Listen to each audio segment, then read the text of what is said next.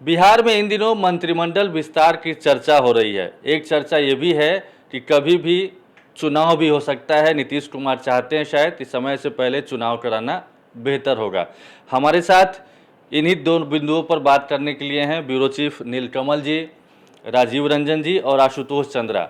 शुरुआत करेंगे हम लोग मंत्रिमंडल विस्तार को लेकर कि आखिर क्या इसमें दम भी है या फिर ऐसे ही शिगुफा है, चूँकि 2025 में चुनाव भी होने वाला है। शुरुआत करते हैं हम नीलकमल जी से।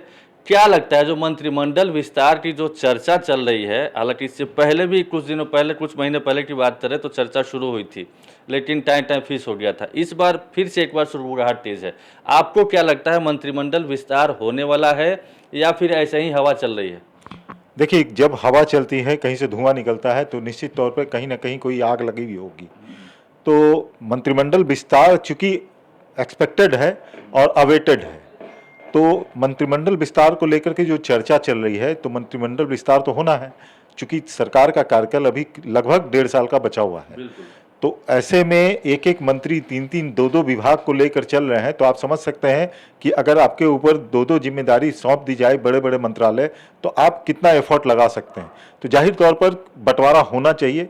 एक मंत्री अगर एक ही विभाग को देखे तो ज़्यादा बेहतर तरीके से काम कर सकते हैं। और दूसरा है कि भाजपा कोटे से जितने मंत्री बनाए जाने चाहिए थे, वो भी उनको कोटा भी पूरा हो जाएगा। तो मंत्रिमंडल विस्तार तो अवेटेड है ही है। अब जो चर्चा होने लगी है, इसका मतलब है कहीं ना कहीं, और बीच में अभी मुलाकात हुई है, जिस प्रकार से जो जेपी नड्डा आए थे, मुख्यमंत्री से मुलाकात हुई है। हालांकि वो सरकारी कार्यक्रम में आए थे, लेकिन जो मुख्यमंत्री से मुलाकात हुई, तो यह अनुमान लगाया जा रहा है कि हो सकता है कि मंत्रिमंडल विस्तार, कैबिनेट एक्सपेंशन पर भी उनकी चर्चा हुई हो।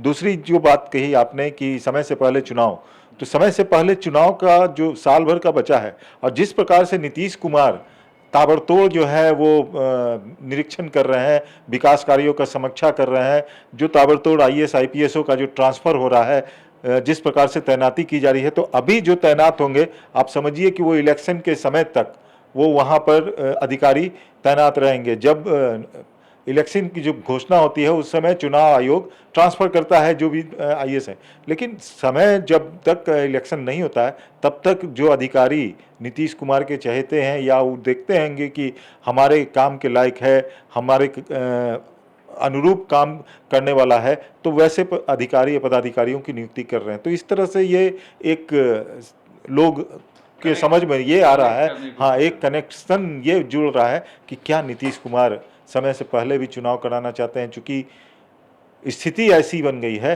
कि आरजेडी और अभी हाल में जो लोकसभा के चुनाव हुए थे 2024 के, उसमें जो आरजेडी का जो कहा जा रहा था कि 15-16 सीट, लेकिन 4 सीट पर अटक गए, वो भी इंडी अलायंस के कारण आए। तो इसमें नीतीश कुमार देख रहे हैं कि इतने खराब पोजीशन में भी एनडीए को 30 सीट आ गया है, तो अगर हम पहले समय से पहले चुनाव करा लेते हैं तो हो सकता है फायदा हो एनडीए को। चलिए, ठीक है।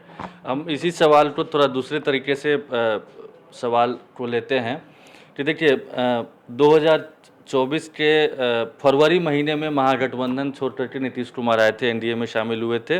तब डिप्टी सीएम और नीतीश कुमार ने शपथ ली थी। उसके बाद मार्च महीने में मंत्रिमंडल का विस्तार हुआ था और अब सितंबर महीना चल रहा है और 2025 में चुनाव है। इस बीच में ऐसा क्या हुआ, नहीं हुआ, अब क्या ऐसा हो रहा है कि मंत्रिमंडल विस्तार की चर्चा हो रही है? और इससे, और दूसरी बात है कि चुनाव भी समय से पहले कराने की बात चल रही है, तो दोनों में विरोधाभास नहीं लग रहा है कि क्या इस समय मंत्रिमंडल विस्तार होगा तो क्या विस्तार होने के तुरंत बाद चुनाव भी संभव है? आशुतोष। नहीं, ये बिल्कुल नहीं कहा जा सकता है अभी फ़िलहाल कि तुरंत तत्काल चुनाव होंगे, ये बिल्कुल नहीं कहा जा सकता है। जहाँ तक मंत्रिमंडल विस्तार की बात है, तो मुझे नहीं लगता है कि कोई मंत्रिमंडल विस्तार होने जा रहा है। वो परिस्थितियाँ हैं, आप लॉजिक आप थोड़ा सा देखेंगे, पीछे जाएंगे तो उसमें आपको सब चीज़ समझ में आएगा कि अभी मतलब फिलहाल नहीं होने जा रहा है या नहीं होने जा रहा है? देखिए, मुझे नहीं लगता है कि मंत्रिमंडल कोई विस्तार होगा। उसके पीछे वजह भी है। आमतौर पर जब भी मंत्रिमंडल विस्तार होता है तो आप जातियों को साधने की कोशिश करते हैं, समीकरण देखा जाता है। अब आप देखिए, अभी 15 मंत्री हैं बीजेपी के और 13 जेडीयू के मंत्री हैं।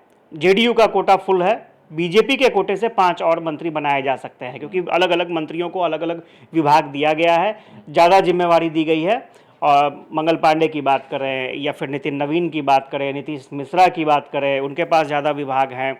इसके अलावा खुद विजय सिन्हा जो डिप्टी सीएम हैं उनके पास ज़्यादा विभाग है। तो ये बढ़ सकता है, 5 ऐसे विभाग हैं जो बढ़ सकते हैं। लेकिन सवाल ये उठ रहे हैं कि आखिर बीजेपी में दावेदार ऐसे कौन 5 से लोग होंगे, क्योंकि आप अभी जो चर्चा देखेंगे बीजेपी में वैसे ही 5 बड़े नेता आपको नजर आएंगे जो फॉरवर्ड कम्युनिटी से आते हैं और वो पहले मंत्री थे और वो उनकी इच्छा है कि वो मंत्री बने और वो जोर लगा रहे हैं, ठीक है। लेकिन अभी फिलहाल फॉरवर्ड पॉलिटिक्स बिहार में नहीं चलने जा रही है, ये समझना होगा आपको। थोड़ा सा और हम इसमें बता देंगे, पहले इसको क्लियर कर लेते हैं। चुनाव से पहले अगर आप मंत्रिमंडल विस्तार करते हैं, फिलहाल मंत्रिमंडल विस्तार करने के बाद स्वाभाविक है आप एक को खुश करेंगे, दूसरी कम्युनिटी नाराज हो जाएगी। तो ये जो विरोधाभास है, कोई भी पार्टी इसमें रिस्क लेना नहीं चाहती है। क्योंकि आप नीतीश कुमार के साथ हैं तो आपकी मजबूरी है कि नीतीश कुमार का भी पक्ष आप जानिए। और नीतीश कुमार ने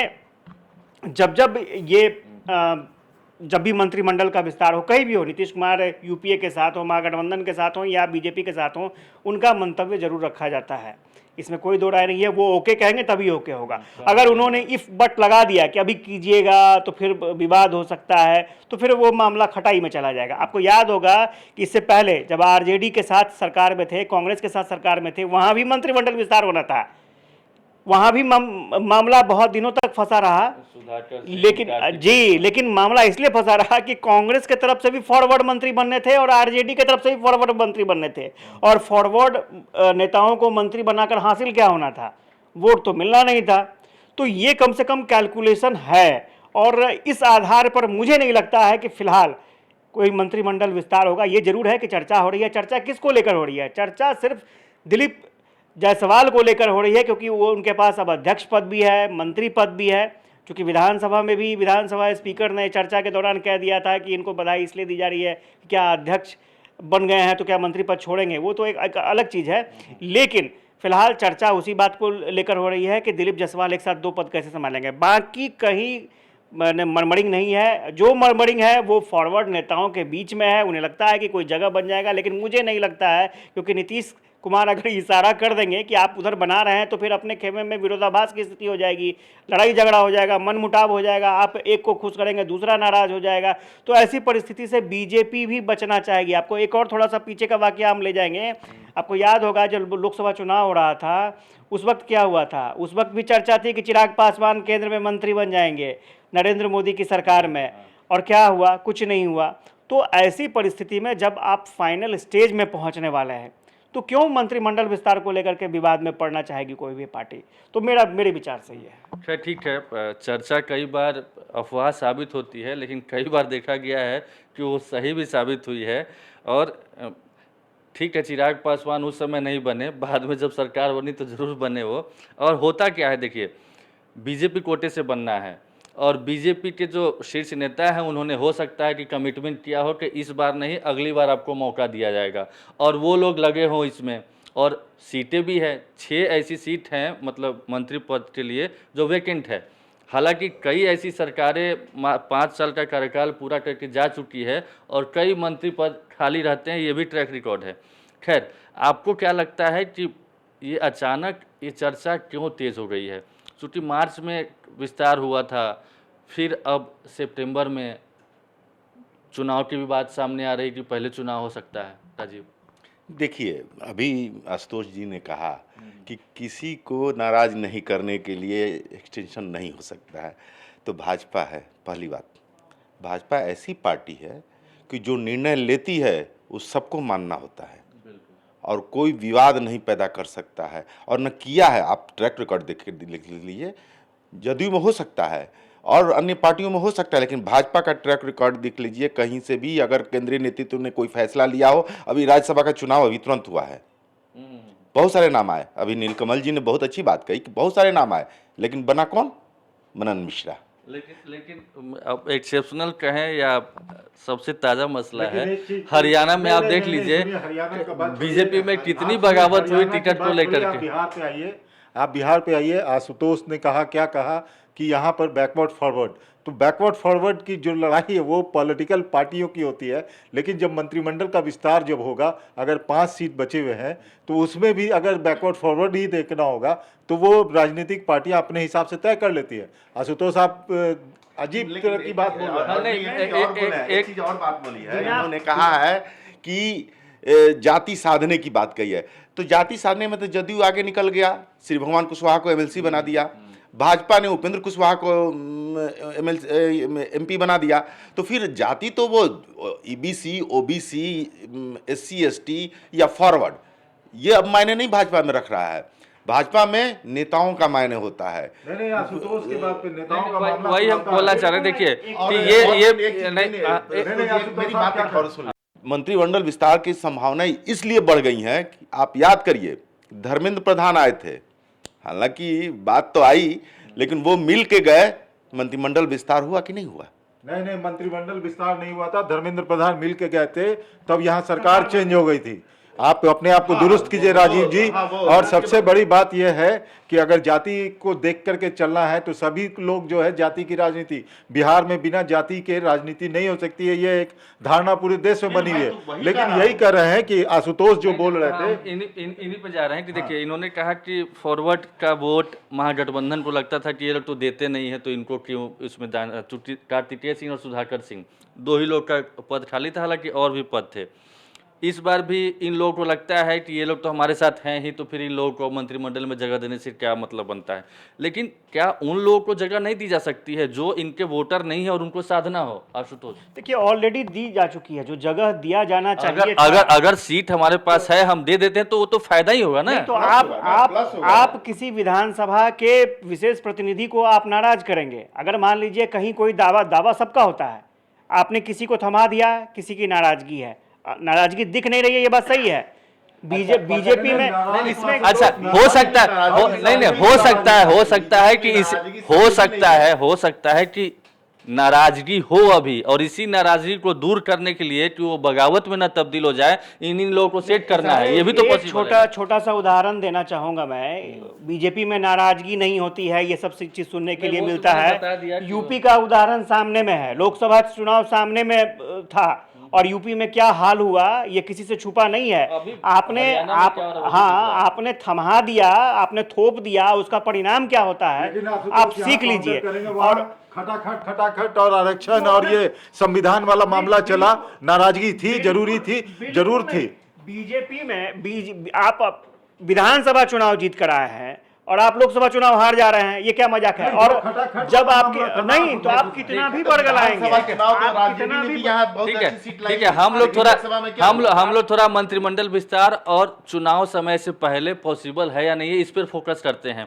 क्या ठीक है, मंत्रिमंडल विस्तार को लेकर होता है। देखिए आप जाति के बिहार में कोई बोल सकता है, कोई दल नहीं बोल सकता है। इवन बीजेपी भी अब उसी फॉर्मेट में आ गई है। अगर जाति फैक्टर नहीं होता तो सम्राट चौधरी यहाँ पर अध्यक्ष नहीं बनते हैं। ये बात समझने की चीजें हैं। दुरुस्त है, बिल्कुल दुरुस्त है।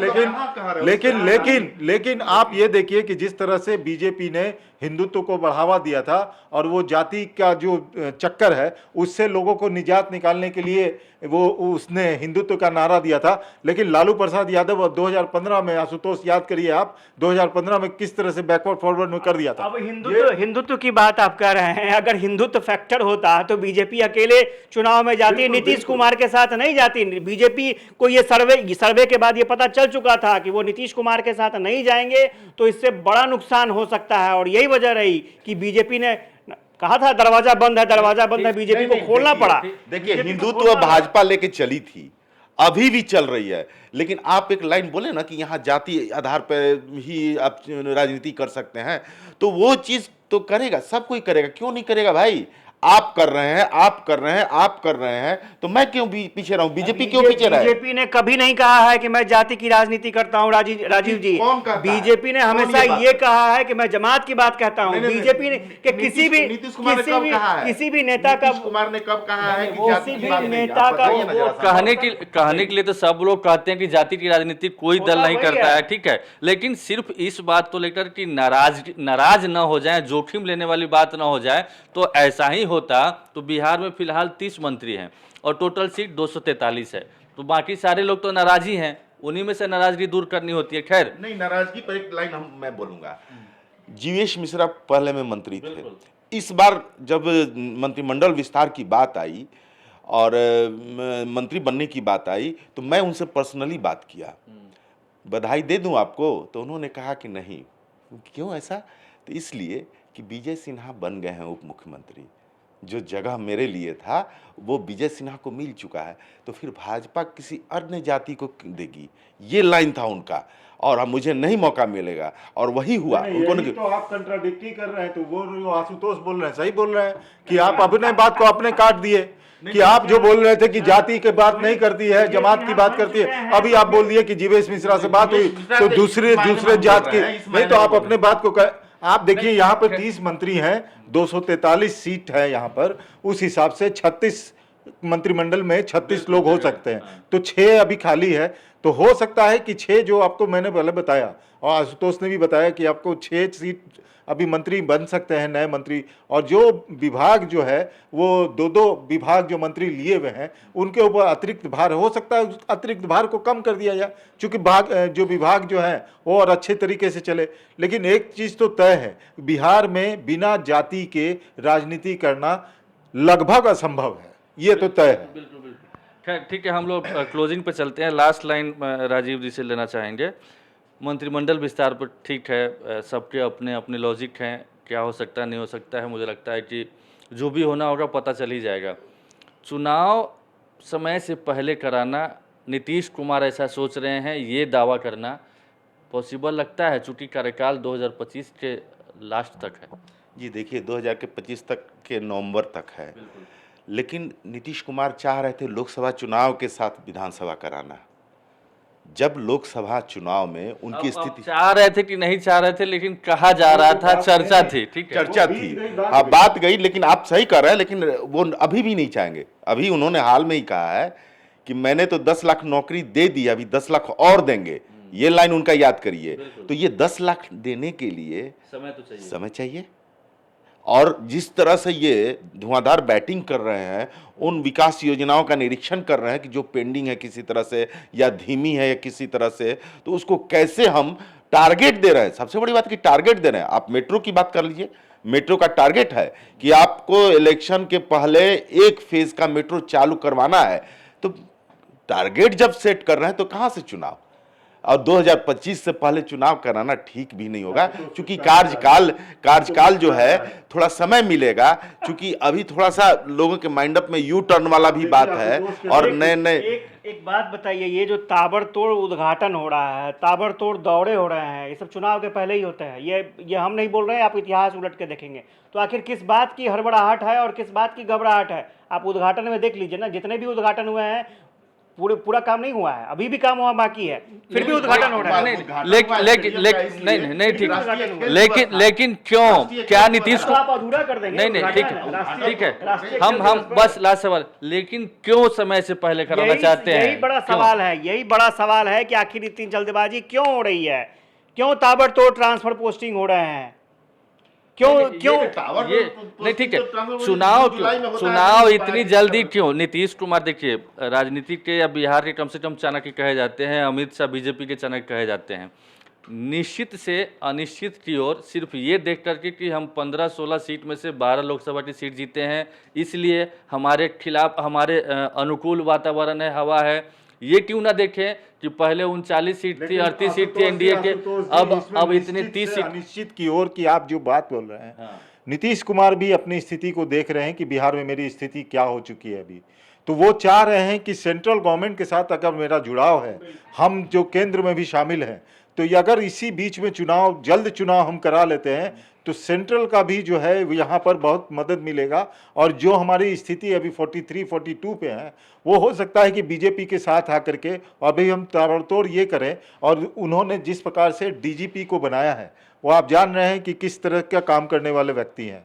हालांकि आरएस भट्टी नहीं कर पाए, लेकिन डीजीपी से हो सकता है कि 2006 वाला जो दौर है वो आपको 1-2 महीने में देखने को मिले बिहार में, कि क्राइम जो है, क्रिमिनल्स को है, वो गंगा स्नान कराया जाना शुरू कर दिया गया। तो 2010 की स्थिति नीतीश कुमार लाना चाहते हैं बिहार में, और बहुत जल्द लाना चाहते हैं, क्योंकि उसमें डिले नहीं करना चाहते हैं। इसलिए कि जितना डिले करेंगे आरजेडी अपनी ओर कई जातियों को और कई तरह के फेक नैरेटिव फैला करके अपनी ओर जोड़ने की कोशिश करेंगे। 2005 वाली स्थिति लाना चाहते, दिक्कत कहाँ हो रही है? तो 2010 फिर वाली। 2010 वाली स्थिति लाना चाहते, दिक्कत कहाँ हो रही है? अभी भी तो सरकार उन्हीं की है, मुखिया वही है। बिल्कुल बीजेपी की सरकार है। सरकार है, लेकिन जो सरकार पर जो अपराधियों पे उन्होंने नकेल कसा था, जिस प्रकार से उनकी छवि 2010 जो बनी थी, वो अभी फिलहाल नहीं है।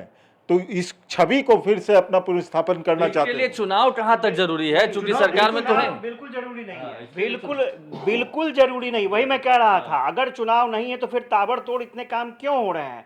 आप समझिए चीजों को। चुनाव की कहीं संभावना नहीं दिख रही है, इसलिए कि ना तो बीजेपी चाह रही है, क्योंकि बीजेपी अगर तब चाहती जब उसका मुख्यमंत्री बनना होता। वहां क्लियर हो चुका है, सम्राट चौधरी क्लियर कर चुके हैं कि नहीं, नीतीश जी आगे रहेंगे। क्यों हो रहा है ये थोड़ा सा सोचिए। आपको याद होगा कि कुछ दिन पहले विजय चौधरी जो मंत्री थे, उन्होंने मीटिंग में जो पिछले दिनों बैठक हो रही थी, नीतीश कुमार भी थे, विधानमंडल का सत्र चल रहा था, इन लोगों ने लक्ष्य निर्धारित किया है 225 सीट। 225 सीट। अगर आपको 225, क्योंकि नीतीश कुमार ने यह भी कहा है कि 2010 में जो इन लोगों की हालत हुई थी, 22 सीट पर इन लोगों को ले जाएंगे, क्योंकि जातीय समीकरण, सारे समीकरण को देखिएगा तो 22 सीट ही बचता है। और पिछले बार जो जेडीयू को नुकसान हुआ वो चिराग पासवान के कारण नुकसान हुआ। अगर इस बार लोग साथ लेते हैं, और इसीलिए काम हो रहा है, ये काम हो रहा है, ठीक है ना, कि कहीं भी पब्लिक को ये कहने का अवसर न मिले कि ये काम नहीं हुआ।